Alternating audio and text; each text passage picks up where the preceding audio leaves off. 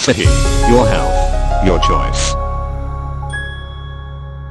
How to make bone broth. Before you start this video, I would like you to prepare 2 lists of ingredients. The first list: beef bones, thyme, celery, onions, carrot, garlic, cider vinegar, peppercorns, salt. The second is for seasoning: ginger, turmeric, black pepper, lemon. Now let us move to the method of how to prepare bone broth. 1. Roast the bones for about 15 minutes. This is done to add flavor to your bone broth. While waiting for the bones to roast, cut all your vegetables into small pieces.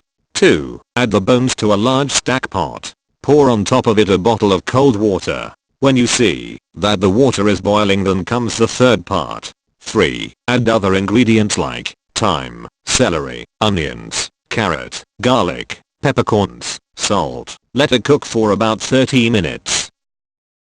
After you take out all vegetables until there is nothing left but bone broth, add a little of ginger, turmeric, black pepper, lemon, cider vinegar. Now, voila! Here is your bone broth. Bon appetit!